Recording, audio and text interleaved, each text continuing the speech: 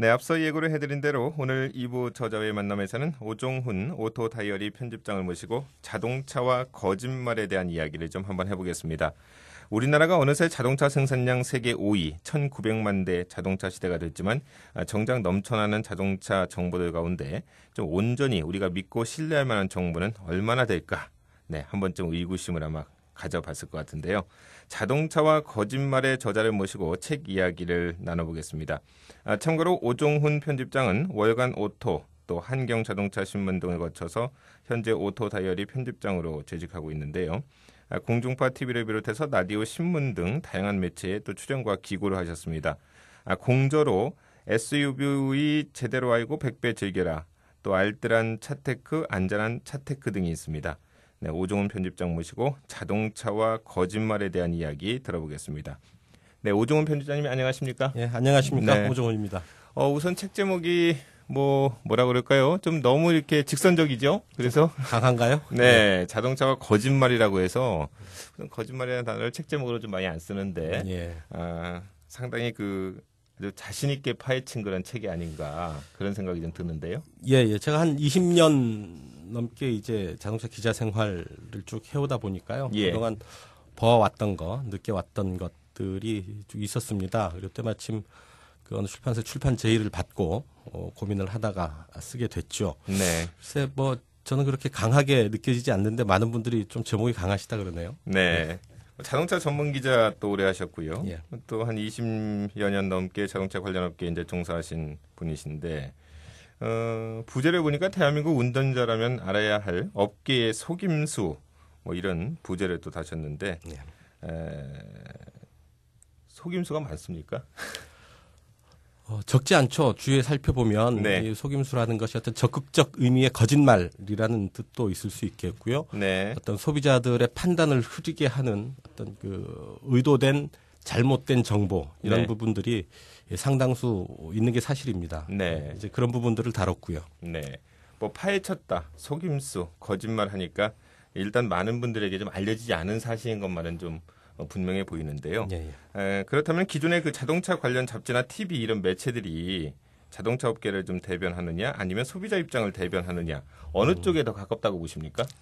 좀 곤란한 질문이기는 한데요. 예. 그래도 어떤 매체 입장에서는 어떤 정보를 전달한다는 게 가장 중요한 소임이겠죠. 그런 정보를 전달하는데 어느 입장에서 그 정보를 전달하느냐라고 할 때 경우에 따라서 다르겠습니다만 자동차 전문지 같은 경우에도 상당 부분 업계의 어떤 입장에서 소식을 다루는 경우가 있습니다. 있는 건 분명하고요. 하지만 소비자 입장에서 또 업계를 질책하고 또 그러니까 비판하는 경우도 상당 부분 있거든요. 근데 예. 알려지기로는 그런 부분들은 잘 안 알아주시는 것 같아서 때로 좀 섭섭한 경우도 있곤 합니다. 예. 그렇군요. 자동차와 거짓말 이 책에서는 모두 7가지의 자동차 관련 거짓말에 대해서 다루고 있는데 근데 자동차 전문 기자가 이렇게 적나라하게 우리가 흔히 하는 말로 이렇게 까발리게 되면 자동차 관련 업계에서 좀 항의라든가 불만이 없을까요? 그런 부분도 이 책이 나오고 나서 네. 너무 심한 거 아니냐라는 얘기를 들은 것도 있지만은요. 네. 책을 쓴 의도는 그런 부분들 소비자들을 위해서 이런 부분들을 알려줘야 되겠다라는 부분도 있고 업계를 향해서도 이런 부분들이 잘못된 부분들이 있으니 좀 함께 고쳐 나가야 되지 않겠느냐 이런 의미도 담은 책입니다. 네. 다행스럽게 한 업체에서는 아주 책 내용을 아주 좋게 평가를 해줘서요.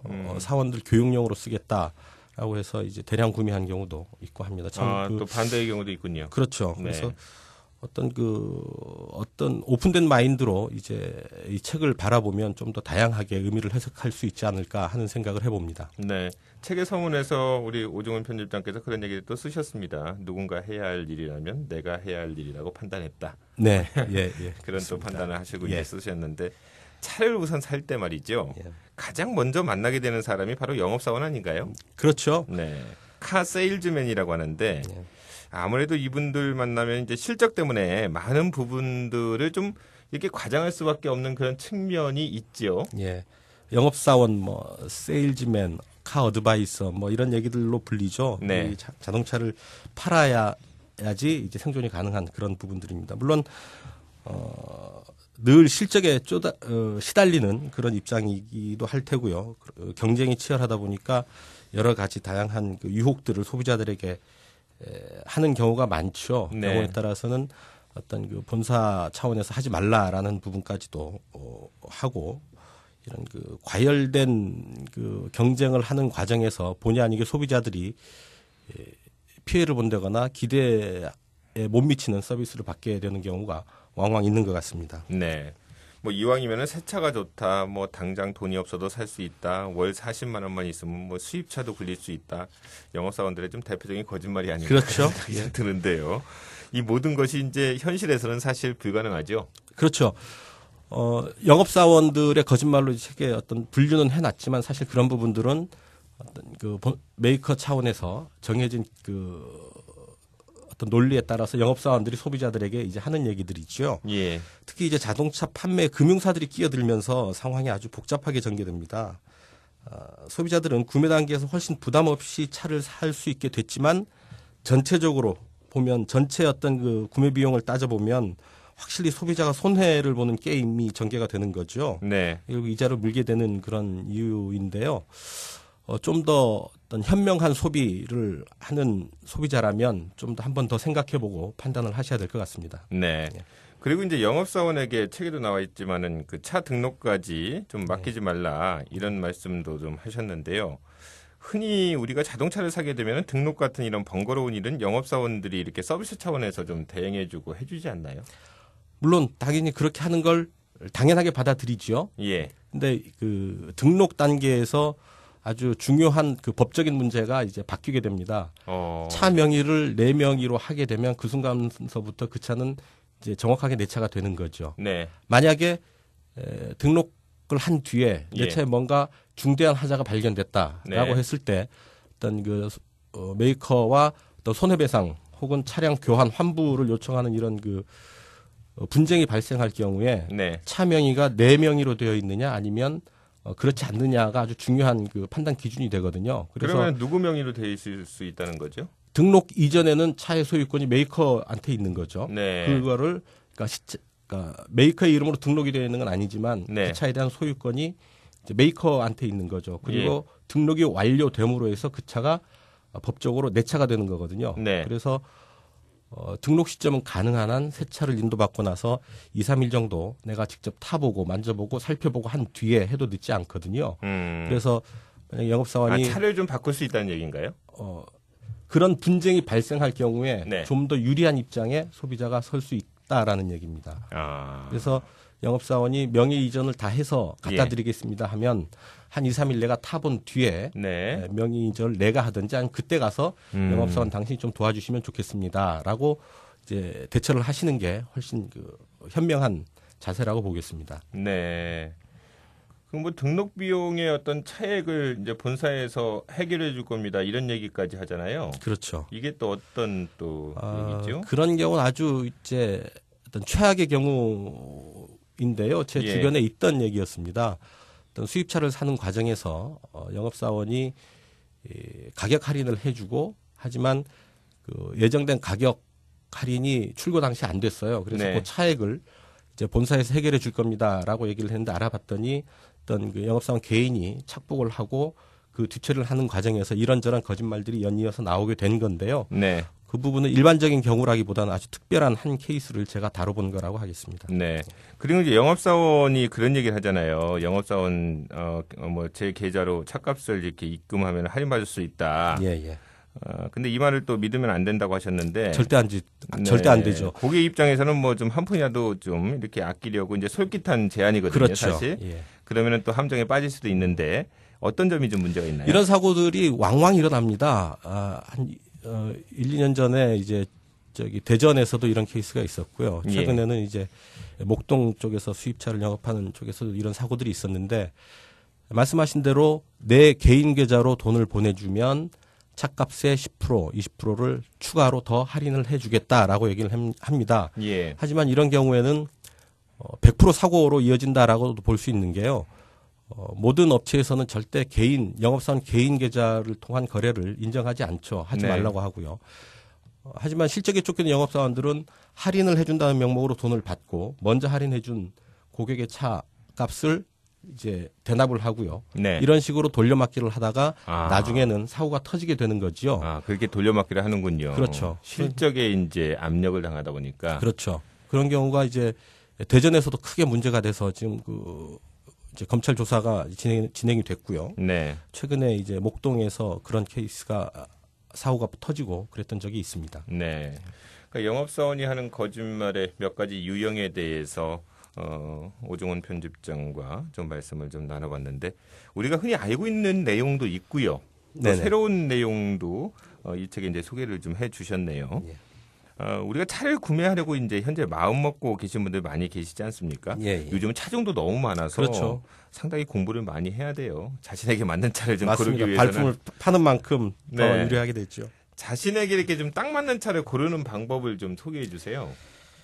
예, 저는 그 차를 먼저 보지 말고 예. 나를 먼저 봐라라고 이제 조언을 드리고 싶어요. 나를 네. 보라는 얘기는 좀 더 정확하게 내 통장에 얼마가 있는가를 먼저 살펴보시라는 얘기입니다. 네. 그 돈으로 살 수 있는 차 중에서 고르는 게 정답입니다. 요는 그 현찰로 사라는 얘기죠. 네. 돈이 많지 않다면 무리해서 대출받고 하지 말고 네. 또는 할부를 이용하지 말고 그 값에 맞는 중고차로 눈길을 돌려보는 것도 참 좋은 방법이다라고 이제 말씀을 드립니다. 네. 1,000만 원의 수중에 있다면 그냥 1,000만 원짜리 차를 사라는 얘기죠. 할부로 2,000만 원짜리를 사면 또 이자를 내게 되고요. 네. 또 나중에 이제 어떤 악순환에 빠질 위험이 크죠. 할부로 낼 돈은 저축을 하고 나중에 새 차를 교체할 때 이용하는 게 훨씬 더 현명한 자세가 아닐까 합니다. 네. 결국 중요한 것은 이자를 내는 삶이냐 혹은 저축을 하는 삶이냐라는 건데요. 이건 특히 이제 사회생활을 처음 시작하는 젊은이들한테는 굉장히 중요한 문제가 될 것 같습니다. 그래서 차 구입을 어떤 차를 사면 좋겠냐라고 물어보는 젊은 친구들한테 저는 항상 가지고 있는 현찰로 네 차를 사라라고 이제 일단 충고를 하고요. 예. 그리고 구체적인 경우를 보면 내 어떤 라이프 스타일을 좀 분석해 볼 필요가 있죠. 장거리를 자주 다니는 분들이라면 네. 아무래도 디젤 엔진을 가진 차가 훨씬 유리합니다. 왜냐하면 연비가 훨씬 더 좋게 나오기 때문이죠. 그렇죠. 하지만 짧은 거리를 시내 주행을 왔다 갔다 하는 차들이라면 굳이 디젤이 아니어도 그 연비 차이가 크지 않기 때문에 네. 승차감이 조금 좋은 가솔린 차를 욕심내 보는 것도 좋은 선택이라고 할 수 있겠죠. 네. 또 이를테면 신혼부부인데 혹은 곧 결혼을 앞둔 친구인데 뭐 2인승 스포츠카를 사겠다. 네, 그건 아니죠. 하면 이제 곧 애도 태어나고 네. 뭐 이런 그 생활을 영위해야 될 텐데 그럴 경우라면 그건 아니다. 그렇죠. 뭐 이런 그 삶의 방식에 따라서 이제 고를 수 있는 차의 범위들을 좁힐 수 있을 것 같습니다. 네. 결혼을 앞두고 있으면 무조건 베이비시트 설치할 거는 생각을 좀 해야 되겠죠. 그렇죠. 네. 현찰로 이렇게 현금으로 차를 네. 구입하면은 좀 할인이 많이 되지 않습니까? 그런 경우 현찰로 할 때 할인해주지 않습니다. 오히려 메이커에서 현찰로 사는 사람들을 그렇게 좋아하지 않아요. 왜냐하면 네. 리스나 할부로 할 때 챙길 수 있는 또 다른 이익이 없어지기 때문이죠. 그렇군요. 이를테면 할부로 차를 산다, 리스로 차를 산다 할 때 차를 파는 입장에서는 두 가지 상품을 파는 겁니다. 차를 팔고 그리고 금융상품을 팔고. 네. 근데 이 금융상품을 팔 수 있는 기회가 없어지는 거죠. 예. 그래서 메이커 입장에서 현찰로 사는 고객들을 생각보다 그렇게 좋아하지 않습니다. 네. 그리고 이제 현찰로 사게 된다면 카드 일시불로 결제를 하는 게 소비자 입장에서는 유리합니다. 그렇죠. 왜냐하면 메이커에서 값을 깎아주지 않아도 카드 포인트만큼 할인 효과를 볼 수 있게 되기 때문이죠. 네, 그렇군요. 그리고 이제 우리가 이제 새 차를 좀 길들이는 방법이 있지 않습니까? 예. 뭐 길들인다 이런 방법을 많이 쓰는데 사람마다 다 틀리더라고요. 나는 이렇게 차 길들였다고 하고 서로가 이제 자랑을 하는데 예. 어떤 게 옳은 방법인지 모르겠습니다. 정확하게 이거다라고 이제 업계 FM으로 나와 있는 얘기는 없습니다. 하지만 예. 제가 드리고 싶은 말씀은 처음서부터 아주 고속 주행을 하거나 이런 것들은 차에 절대 안 좋고요. 네. 어느 정도 120, 30 정도의 그 허용 속도 안에서 기어의 각 단을 골고루 사용하면서 자주 초기에 한 2, 3천 킬로까지는 그런 방법으로 운행을 하시는 게 아마 훨씬 길게 차를 유지할 수 있는 방법이 아닐까 합니다. 네. 우리가 그 차를 보면 보통 D라고 해서요. 드라이브, 자동 변속이 예. 있고 이제 1단, 2단에서 수동이 있지 모드가 않습니까? 있죠. 모드가 있는데 예. 보통 보면 이제 거의가 다 D에다 놓고 타거든요. 모두 다 뒤에다 놓고 타죠. 그러려고 자동 네. 변속기가 있는 거고요. 근데 1, 2를 가끔 놔주는 게 좋다는 그리고 말씀인가요? 초기에는 예. 그 각 기어들이 이제 정확하게 자리를 잡고 원활하게 작동을 하게 해주는 거죠. 그래서 네. 자동 변속기라고 하더라도 수동 변속 모드에서 1, 2, 3, 4, 5, 6단 모두 한 번씩 그 작동을 할 수 있도록 그런 운행 환경을 만들어주는 게 바람직합니다. 네, 그렇군요.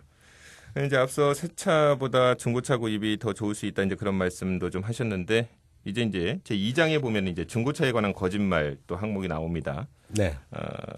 사실 우리가 새 차보다 중고차 구입이 더 신경이 좀 쓰이는데요. 그렇죠. 이게 이제 사고가 난 차가 아니었는지 또 주행 거리가 조작되진 않았는지 또 뭐 여러 가지 하여튼 중고차 살 때 의심이 좀 많이 갑니다. 그렇죠.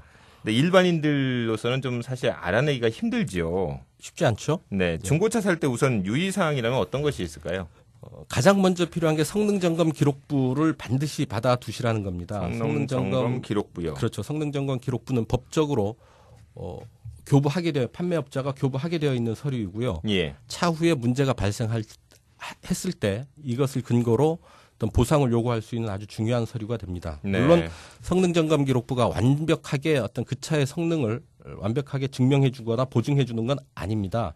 어떤 검사 과정에서 어떤 실수도 있을 수 있고 경우에 따라서 의도적인 그 실수나 누락 이런 부분도 있을 수 있지만 네. 그래도 그 서류를 받아 놓았다면 나중에 문제가 생겼을 때 성능 점검 기록부에는 이렇게 돼 있는데 이게 이거와 다르다 혹은 문제가 있다. 그러니 보상을 해달라라고 이제 강하게 요구를 할 수가 있는 거죠. 어떤 그런 근거가 될 수가 있군요. 그렇죠. 그런데 말이죠. 네. 개인 간의 어떤 사인 간의 중고차 거래할 경우에는 이런 게 없잖아요. 그럴 경우에는 중고차 성능 점검 서비스를 해주는 네. 그 업체들이 있습니다. 반드시 거기에 가셔서 예. 성능 점검을 받으시고 그 서류를 받아 놓으시면 이와 같은 효과를 같이 이제 보실 수가 있겠죠. 그러니까 어떤 정비업체에서 보증을 하는 건가요? 점검을 하고요.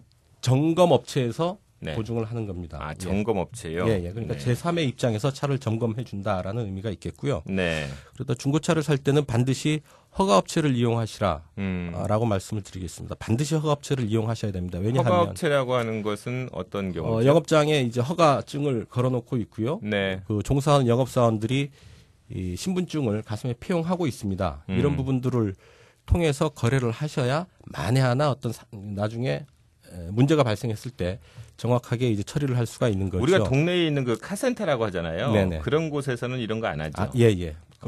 카센터는 수리업체고요. 네. 중고차 매매업을 할 수가 없죠. 네. 그리고 우리가 흔히 이제 중고차 매매단지 같은 경우에 이제 입구에 가게 되면 호객꾼들이 많이 있습니다. 예. 대부분 상당수는 이제 불법 호객꾼일 경우가 많고요. 허가를 받지 않은 업체들에 소속되어 있는 사람들인 경우가 많습니다.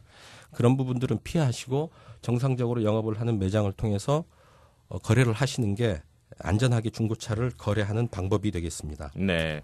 그럼 성능 점검 기록을 하게 되면은 그 비용은요. 그 사는 사람이 부담합니까? 파는 사람이 부담합니까? 그 중고차 가격에 포함이 되죠. 아, 중고차 예, 가격에 포함이 됩니다. 판매자가 일단 부담을 하는 걸로 네. 알고 계시면 되겠습니다. 네, 그렇군요.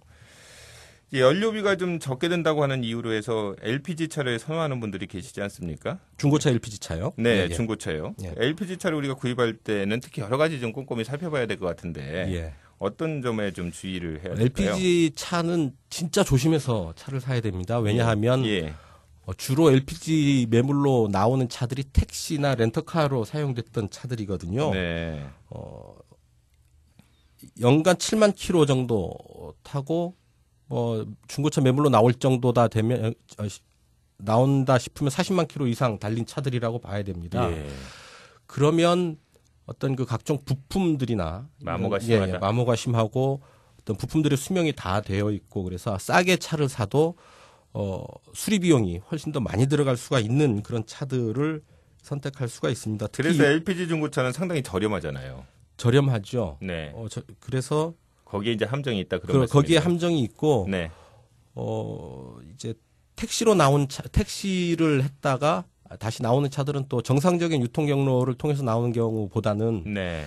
비정상적으로 모르게 조작을 하고 네. 주행거리를 조작을 하고 도장을 다시 하고 마치 택시가 아니었던 것처럼 이제 변해서 바꿔서 이제 시장에 나오는 경우들이 많이 있습니다. 그래서 그거는 불법인가요?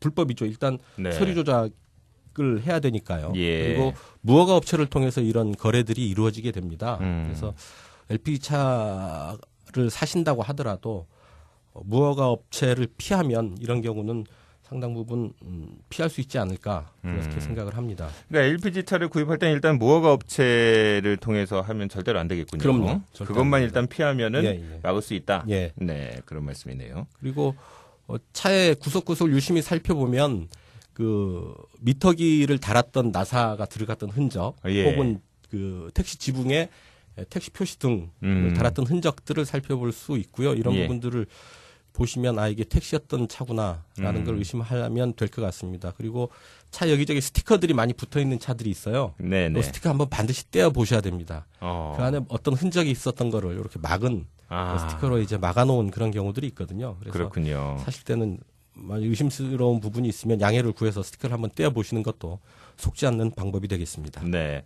오늘 이 방송을 듣는 분들은 아주 상당히 그 유익한 정보를 좀 많이 하고 저도 이게 새로운 정보를 좀 많이 얻고 있는데요. 예, 감사합니다. 우리가 그 중고차를 살 때 또 주의할 점이 있다면은 반대로 이제 내가 타던 차를 이렇게 중고차로 팔 때 또 알아두면은 좋은 점도 있을 것 같은데요. 어떤 점을 좀 알아둬야 될까요? 예, 먼저 그 내 차의 판매 가격을 정해야 되겠지요. 예. 중고차 시장에서 형성되어 있는 시세보다 조금 낮게 가격을 책정하는 게 필요합니다.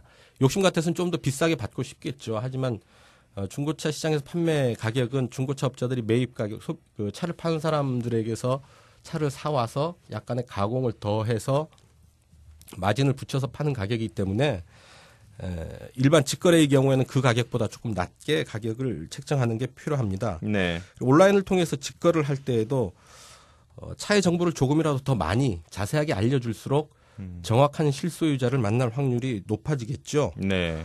그리고 개인이 이제 중고차 매물을 내놓으면 이 업자들이 많이 이제 문의를 합니다. 그리고 네. 계약금 미리 줄 테니 받고 나중에 봐서 이제 대금을 받아서 거래를 하자라고 하는 경우가 있는데요.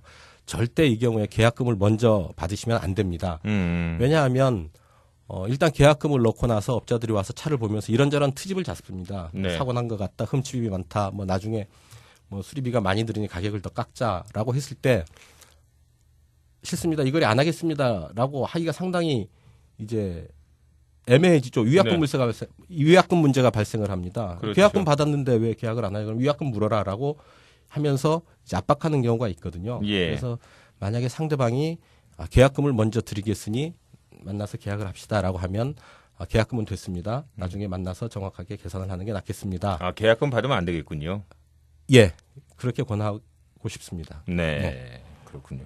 중고차 살 때 또 계약금 있다는 것도 처음 들었습니다. 예, 그런 경우들이 있고 또 하나 그 개인이 차를 팔고 나서 나중에 속을 썩는 경우가 많이 있습니다. 예. 명의 이전을 제대로 안 하는 그 구매자들이 있거든요. 차는 가지고 갔는데 명의는 내 명의로 그냥 남아 있는 경우들이 왕왕 있습니다. 네. 그렇게 되면 자동차 세금이니 다 나한테 나오죠. 벌칙, 그 교통위반금이니 뭐 이런 것들이 다 나에게 날라오거든요. 예. 그래서 판매를 한 뒤에는 반드시 가급적 가능한 한 같이 가서 명의 이전을 완전하게 한 뒤에 차를 인도하는 거죠. 예. 차를 인도하는 게 가장 안전한 방법이 되겠습니다. 그렇군요.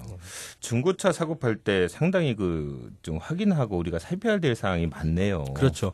그런 그 번잡한 과정들이 이제 귀찮고 그러시다면 중고차 매매업자를 통해서 네. 차를 맡겨놓는 방법도 있죠. 그럴 경우에는 내가 받을 수 있는 가격, 기대 수익은 좀 낮아지지만 네. 이런 그 귀찮은 과정들을 좀 덜 수가 있죠. 그렇군요. 그 어떤 중고차 시장에 그 업자들만 아는 은어가 많다면서요? 뭐 한 판, 두 판 이렇게 이제 그게 무슨 말인가요? 한 판, 두 판이요? 도장을 할 때, 흠집이 네. 있어서 도장을 할 때 이렇게 이제 문 한 짝이 이제 한 판입니다. 예. 이렇게 이제 부분별로 이게 몇 판이 되느냐에 따라서 가격이 이제 조금 이제 떨어지겠죠. 네. 행정을 할 때 이거 몇 판이다 뭐 하면 그만큼 중고차 가격 판수가 많은 거는 더 흠집이 많다는 거잖아요. 그렇죠. 네. 뭐 그런 것들 뭐 그렇군요. 그리고 지금 이제 하여튼 그 대한민국 운전자라면 알아야 할 업계의 속임수 이런 부제를 달고 있는 자동차와 거짓말의 저자인 오종훈 우리가 오토 다이어리 편집장 모시고 오늘 책 이야기를 좀 하고 있는데요. 제 3장도 상당히 이게 관심이 가는 부분인데 예. 일반인들의 그 전문 지식이 좀 부족한 분야 중에 하나가 이제 자동차 보험 분야 아닙니까? 그렇죠. 근데 이 고객의 이익을 좀 최우선으로 한다고 하는 보험회사의 거짓말들이 상당히 좀 많다고 하는데 예. 우선 어떤 것들이 있는지요? 보험사 참 이 답답한 케이스들이 참 많이 있는데요. 예. 고객을 최우선으로 생각합니다라는 얘기를 합니다. 네. 다이렉트 보험이 저렴하다, 뭐 이런 얘기도 있고요. 보험사의 손해율이 낮은 곳이 믿을만하다. 네. 지급 기준 여력을 따져봐라. 뭐 이런 얘기들이 있습니다. 모두 좀 더 정확한 사실이 아니거나 좀 더 생각해 볼 여지가 있는 그런 얘기들입니다. 네. 그러니까 고객의 이익을 최우선으로 하겠습니다. 뭐 보험금은 약관대로 지급합니다. 손해율이 낮은 보험사가 뭐 믿을만합니다. 그러니까 이런 것들이 조금 이렇게 좀 과장된 부분이 있다. 이제 그런 말씀인가요? 그렇죠. 일단 그 약관대로 보험금을 지급합니다라는 부분을 좀 더 깊게 살펴보면 예. 자동차 보험 약관에는 교통사고가 나면 모든 그 치료비를 완벽하게 보장을 해줘야 되도록 약관이 규정을 하고 있습니다. 예. 하지만 보험사들은 이런 그 약관의 규정을 피해가기 위해서 재판을 경우들이 왕왕 있어요. 그러니까 민사소송 많이 하죠. 네, 민사소송을 통해서 뭐 채무 부존재 소송을 겨는 경우들이 많이 있는데요. 네. 피해자 과실이 100%라고 피해자 과실이 100%이기 때문에 보험사가 이를 보상할 수 없다라고 이제 민사소송을 제기하는 거죠. 네. 이런 경우들이 최근에 몇 케이스 있고 사회적으로 문제가 된 적도 있습니다.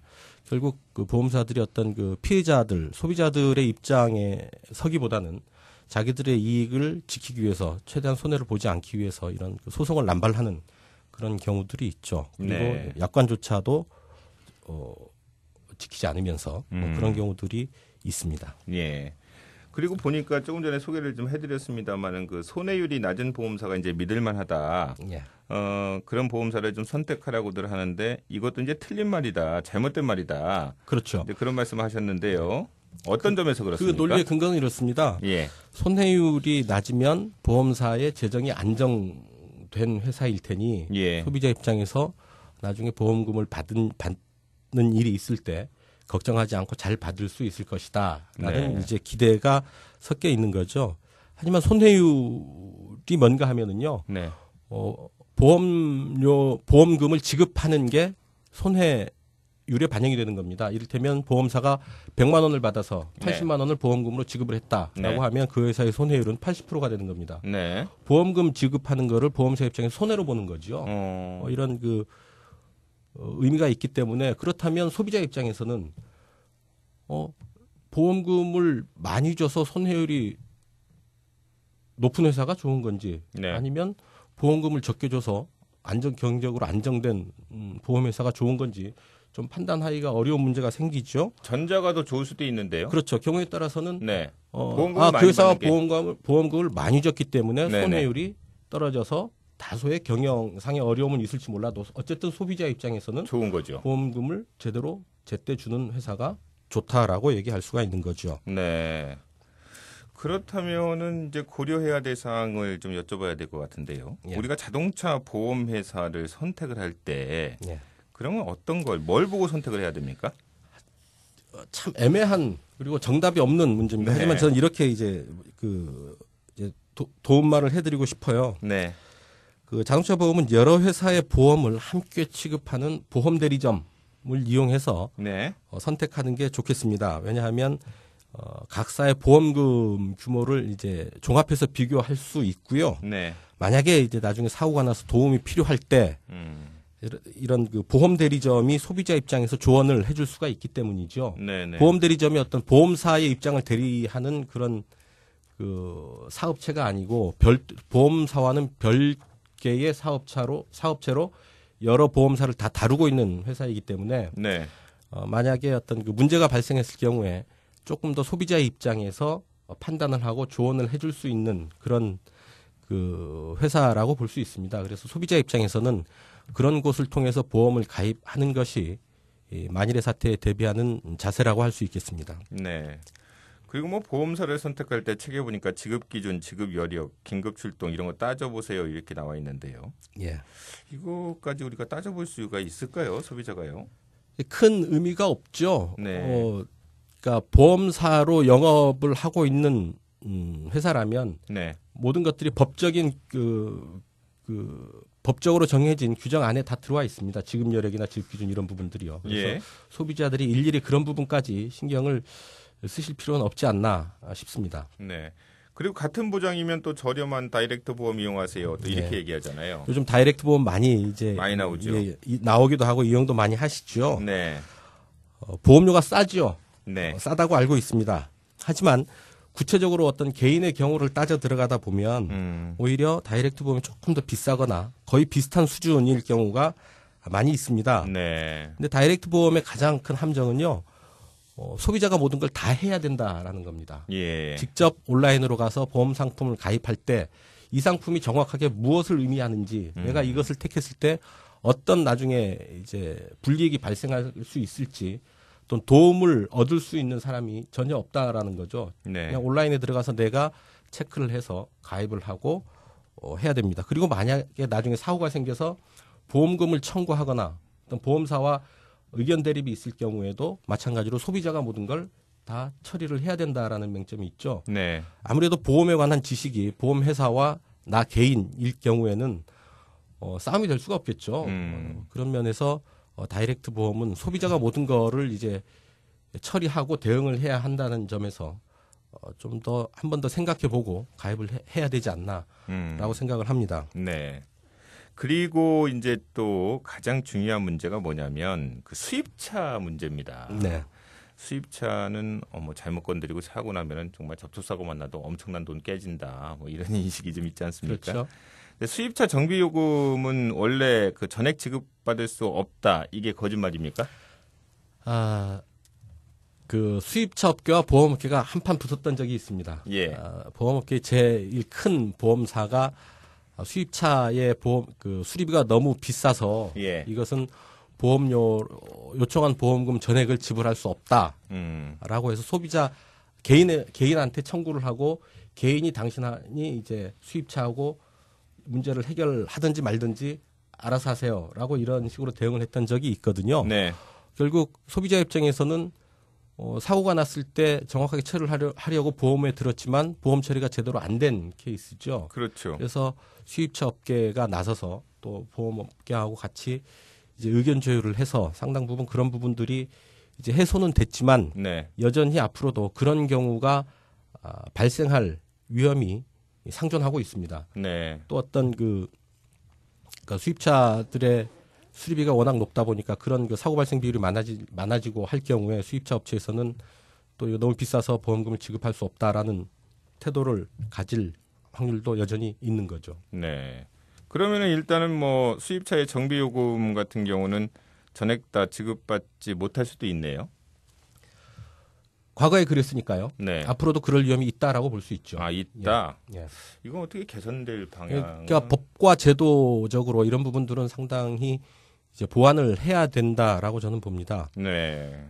그래야 될 것 같은데요. 예. 그래서 좀 더 크게 본다면, 크게 본다면 자동차 보험이라는 부분이 이제 공적인 영역 아니겠습니까? 예. 거의 대부분의 사람들이 자동차를 타고 있고 운행하고 있고 그런데 이런 부분들에 대한 보험이 공적 영역인데 이런 그 사적인 이익을 추구하는 그 보험사들이 이런 부분들을 담당하기보다는 좀 더 공적인 역할에 충실한 그런 기관이 담당하면 어떨까라는 생각을 저 개인적으로는 하죠. 네.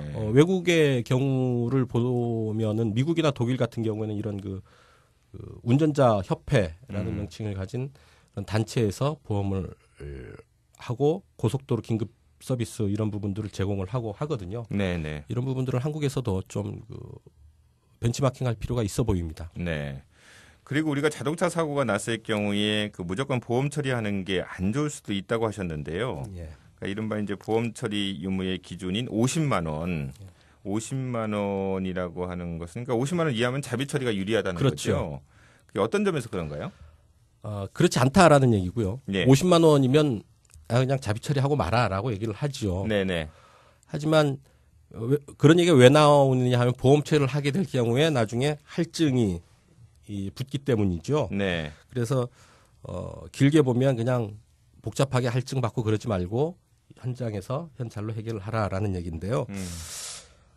꼭 그게 50만 원 기준일 수가 없습니다. 네. 모든 경우의 수가 다양하기 때문이죠. 운전자의 나이 또는 장소 또는 이전의 사고 경력 뭐 이런 다양한 경우의 수를 따져봤을 때 그 경계선이 50만 원일 수도 있고 30만 원일 수도 있고 혹은 7, 80만 원까지 높아질 수도 있고요. 예. 그래서 이거를 단정적으로 50만 원 미만일 때 그렇게 하라라고 얘기하는 건 좀 무리가 있어 보이고요. 그렇지만 그렇다면 그 선이 어디냐라는 거는 정답은 보험사가 알고 있습니다. 예. 보험사에 전화를 해서 내 경우에 보험의 분기점이 어디냐, 손익분기점이 어디인지를 문의를 하면 네. 보험사에서 계산을 해서 이제 알려드립니다.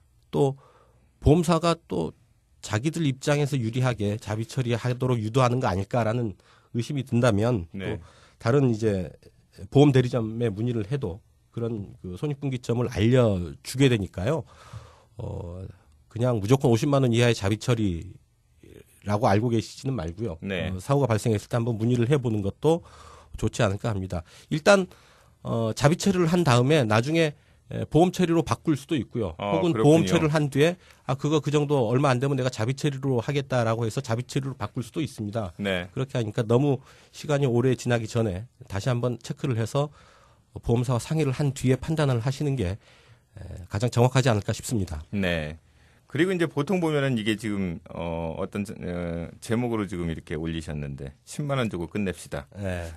이거 아마 이렇게 말씀하시면 무슨 말씀인지 아마 아시는 분이 많을 것 같은데 우리가 간단한 사고나 경미한 사고 났을 때 뭐 경찰 이렇게 부르고 하면은 상당히 좀 이렇게 상황이 좀 복잡해지고 자주 이제 그렇죠. 뭐 오가라 해서 이제 귀찮기도 하고요. 예. 그러니까 보통 이제 사고자와 피해자가 이제 한 10만 원 정도로 끝내는 걸로 예. 이렇게 얘기를 하는데 이것도 안 좋은 거죠? 예, 저는 네. 권하고 싶지 않습니다. 현장에서 이제 네. 아주 사소한 경미한 사고이기 때문에 그냥 오히려 피해자가 10만 원 주고 끝냅시다라고 얘기를 하는 경우도 있고요. 네. 많은데 상당수의 어떤 그런 경우에는 그 불순한 의도를 가진 고의적인 사고일 위험이 높습니다. 이를테면 뭐 범죄자들일 수도 있다라는 얘기죠. 예. 그래서 고의적으로 그런 그 사고를 내고 합의금을 받아서 현장에서 이제 사라지는 그런 경우들이 많이 있죠. 네. 그래서 저는 사소한 경우라도 어떤 그 서로 애매한 경우가 발생을 한다면 사고가 났다고 한다면 네. 보험 처리는 차후에 판단을 하더라도 경찰의 사고 접수는 반드시 하라라고 이제 권하거든요. 네. 그게 물론 어떤 행정력의 낭비 뭐 이런 그 면도 분명히 있겠지만 네. 보다 정확하게 상황을 판단하고 해결하기 위해서는 경찰이 개입을 해서 정확하게 사고 접수가 되어야지 상황이 정확하게 정리가 될 수 있다라고 보고요. 네. 또 불순한 의도를 가지고 그런 식의 문제 해결을 하는 사람들을 퇴치할 수 있는 방법이라고 봅니다. 네. 돈 나온 김에요. 예. 돈 이야기 나온 김에 그 자동차 보험료 좀 저렴하게 내는 법 좀 소개해 주세요. 노하우가 있습니까? 뭐 일반적으로 많이 알려진 얘기들이지요. 예. 이를테면 20대 자녀에게 차를 사줬다. 보험은 부모 명의로 하는 게 좋습니다. 부모의 가족 한정 특약을 이용해서 네. 어떤 그 자녀의 보험을 커버해 주는 게 좋겠고요. 예. 그리고 보험 가입할 때 반드시 이제 비교 견적은 필수로 하겠죠. 어느 네. 보험사 같은 조건일 경우에 어느 보험사의 어떤 보험료가 작은지. 그리고 운전자 수를 뭐 둘 혹은 셋 이렇게 한정시키면 네. 훨씬 더 그만큼 보험료가 떨어지게 됩니다. 예. 중요한 게 이제 자동차에 부착되어 있는 안전 장비들에 대해서도 보험료를 할인해 주거든요. 네. 이를테면 에어백이나 ABS, 요즘에는 블랙박스를 장착한 차에 대해서도 추가로 할인을 해주니까 이런 부분이 있다면 반드시 보험 가입할 때 고지를 해서 할인을 네. 받도록 하는 게 좋겠습니다. 음. 부담을 덜어드리라고 분납을 유도하죠. 예. 2회 분납, 3회 분납을 하는데 이거는 안 하시는 게 좋겠습니다. 왜냐하면 네.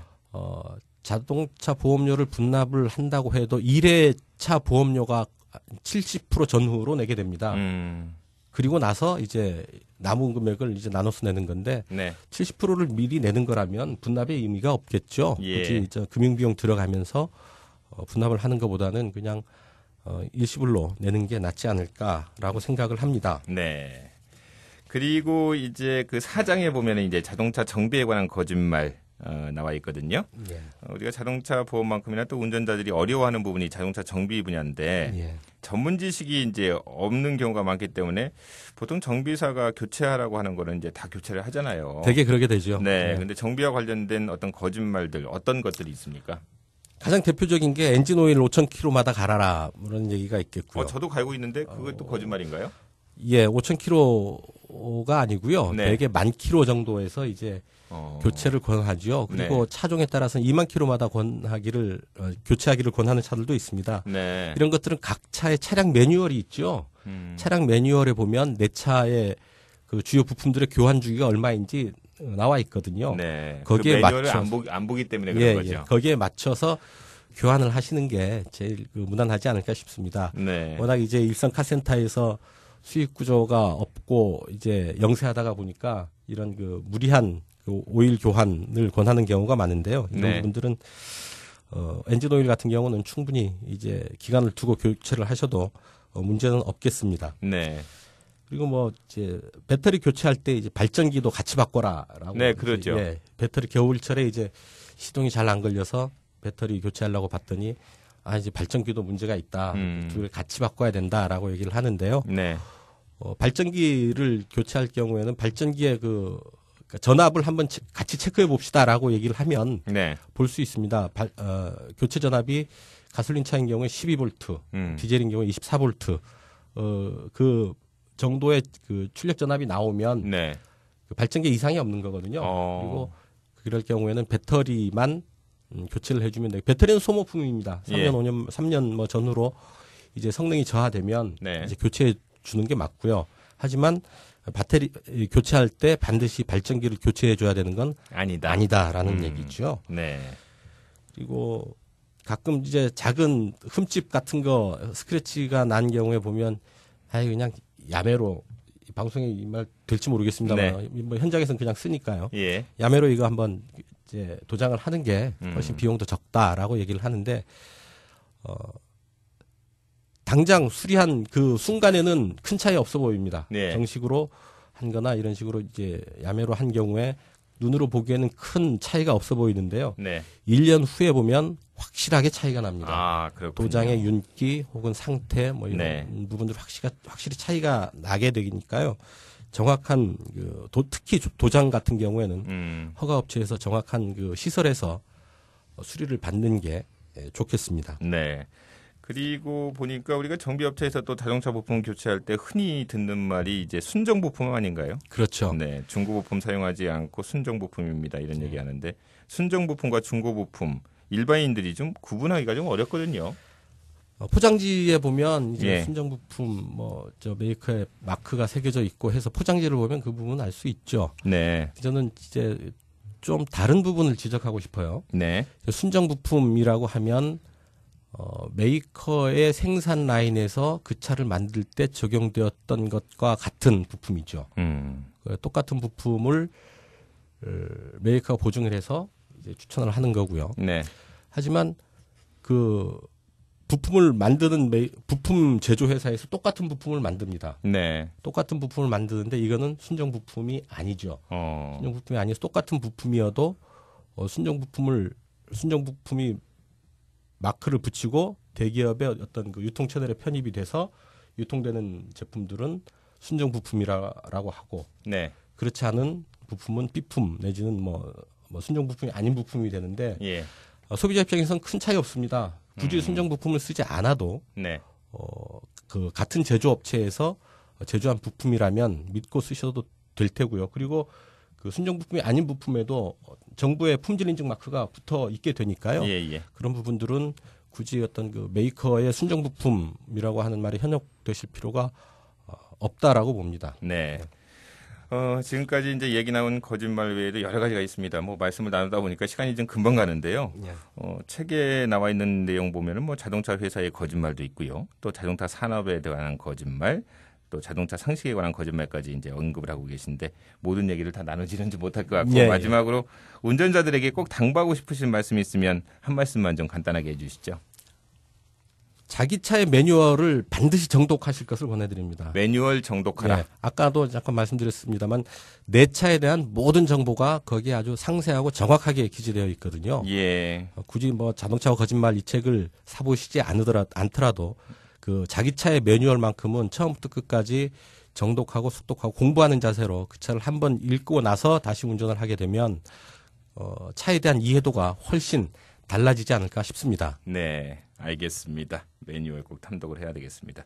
오늘 토요 저자와의 만남, 자동차 업계의 속임수에 대해서 파헤치고 있는 책 자동차와 거짓말의 저자인 오종훈 오토 다이어리 편집장을 만나봤습니다. 이게 장시간 인터뷰 감사합니다. 감사합니다. 네.